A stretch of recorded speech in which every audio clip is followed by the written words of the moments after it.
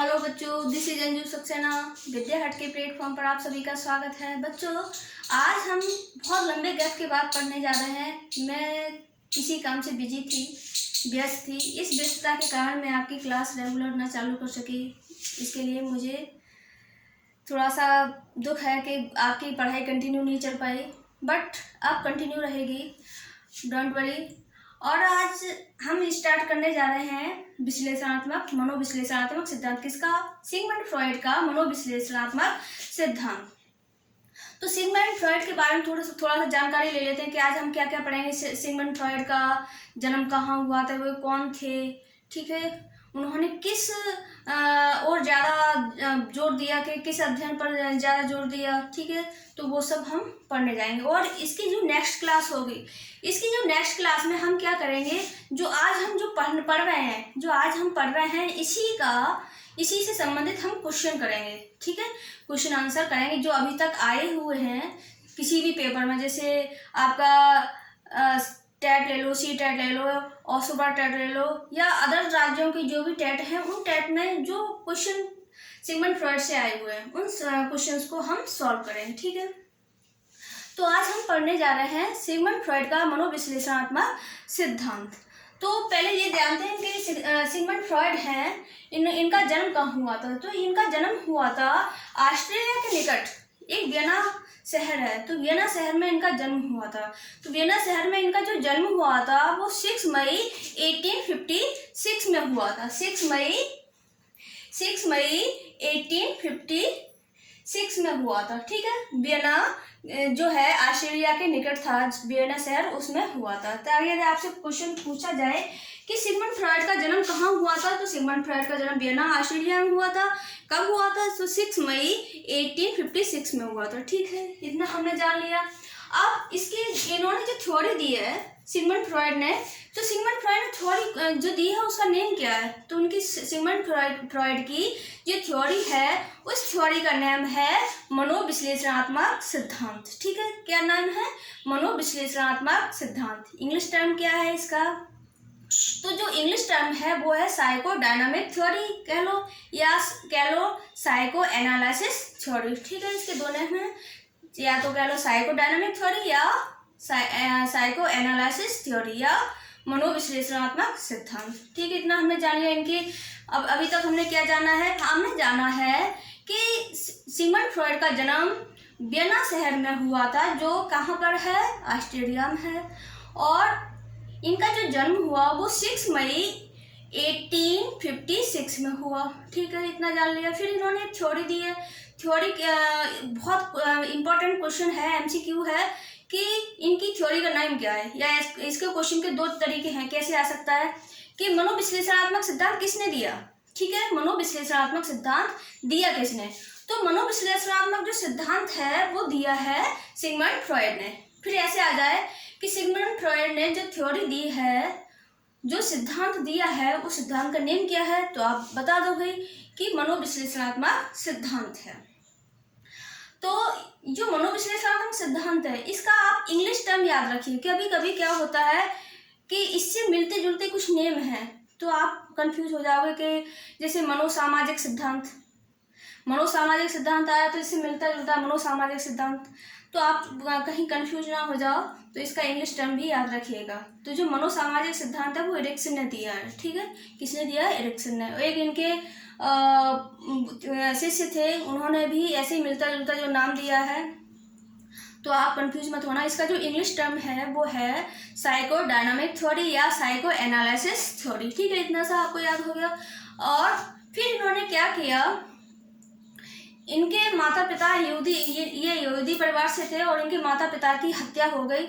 इसके बाद इन्होंने बड़ी कठिनाइयों से अपनी एजुकेशन को पूरा किया, और एजुकेशन को पूरा करने के बाद ये डॉक्टर बने। ये डॉक्टर बने किसके? पागलों के डॉक्टर। इन्होंने पागलों पर अध्ययन किया। और जैसे अपने यूपी में जो आगरा है वो पागलों के लिए फेमस है, पागलों का जो अस्पताल है उसके लिए फेमस है। इसी प्रकार विश्व में सबसे बड़ा जो हॉस्पिटल है पागलों का, विश्व में पागलों का जो सबसे बड़ा हॉस्पिटल है वो क्या है? पेंसीनगर। पेंसीनगर क्या है? एक हॉस्पिटल है जो कि विश्व का सबसे बड़ा पागलों का हॉस्पिटल है। इन्होंने क्या किया, पागलों पर अध्ययन किया और पागलों से ये तरह तरह के क्वेश्चन पूछते थे, पागल इनको आंसर देते थे, तो ये कंफ्यूज हो जाते थे, यदि ये पागल है तो इस तरह से ये आंसर कहाँ से दे देता है। इन्होंने एक पागल से क्वेश्चन पूछा कि आप पागल क्यों हो, तो पागल कहता है भाई साहब मैं पागल नहीं हूँ, मेरा दिमाग खराब है। तो इस तरह के आंसर सुन के इनका दिमाग चकरा गया। फिर इन्होंने क्या किया कि उन्हीं पर पागलों पर अध्ययन किया और उनका मन का विश्लेषण किया। मन का विश्लेषण करने के बाद फिर उन्होंने थ्योरी दी, जो थ्योरी है मनोविश्लेषणात्मक सिद्धांत। ठीक है, इतना समझ आ गया। यानी हमने पढ़ा अभी तक सिगमंड फ्रॉइड का जन्म हुआ 6 मई 1856 में वियना शहर में हुआ। फिर इन्होंने क्या किया, इन्होंने जैसे तैसे अपनी पढ़ाई की, क्योंकि इनके माता पिता की हत्या हो गई थी। माता पिता की हत्या होने के बाद इन्हें बहुत मुसीबतों से अपनी पढ़ाई को पूरा किया और एक ये डॉक्टर बने। किसके डॉक्टर बने, पागलों के डॉक्टर। विश्व का सबसे बड़ा पागलों का जो अस्पताल है वो है पेंसी नगर, और ये विश्व में सबसे बड़ा हॉस्पिटल है। फिर उन्होंने इसी आधार पर मन का विश्लेषण किया। तो मन का विश्लेषण करने के बाद एक सिद्धांत दिया, वो सिद्धांत है मनोविश्लेषणात्मक सिद्धांत। ठीक है, फिर इन्होंने मनोविश्लेषणात्मक सिद्धांत दिया, उसको 3 भागों में बांटा। 3 भागों में बांटकर अपनी थ्योरी को क्या किया, लोगों तक पहुंचाया और समझाया। क्या देखिए, जो मनोविश्लेषणात्मक सिद्धांत है इसको उन्होंने इस तरह से डिफाइन किया।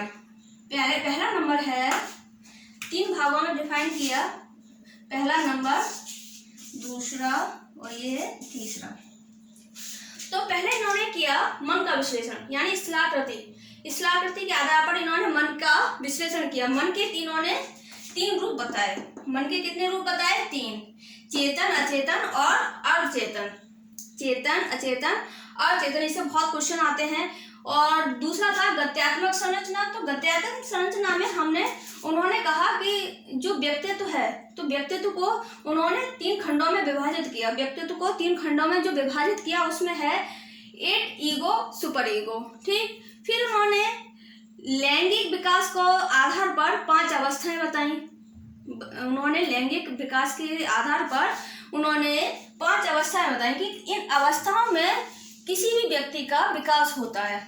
इन अवस्थाओं में किसी भी व्यक्ति का जो विकास होता है। 5 अवस्थाएं कौन कौन सी हैं, ओरल स्टेज की जो टाइम पीरियड है वो है 1 वर्ष। यानी जो बच्चा ओरल स्टेज में होता है, ओरल स्टेज का जो बच्चा होता है वो क्या करता है कि 1 वर्ष तक जो भी कुछ खाता है, जैसे दूध पिया, जैसे तो वो मुख से पीता है।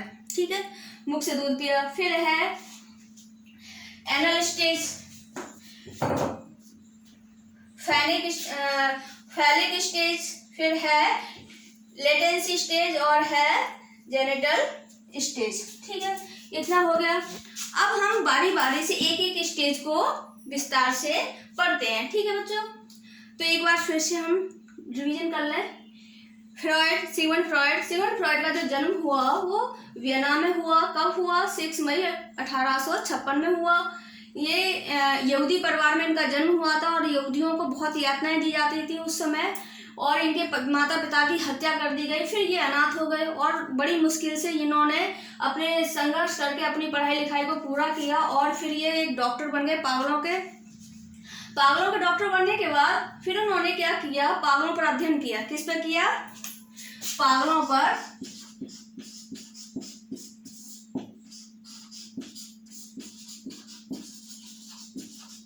अध्ययन किया।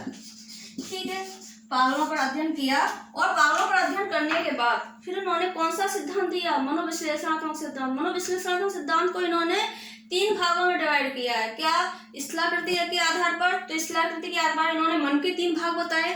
स्थलाकृति के आधार पर मन के 3 भाग बताए। फिर गत्यात्मक आधार पर इन्होंने व्यक्तित्व के भाग बताए। व्यक्तित्व के कितने भाग बताए, व्यक्तित्व के भी 3 भाग बताए। कितने कि 3 भाग, इसके भी 3 भाग और इसके 5। तो मनोलैंगिक आधार पर इन्होंने विकास की कितनी अवस्थाएं बताई, 5।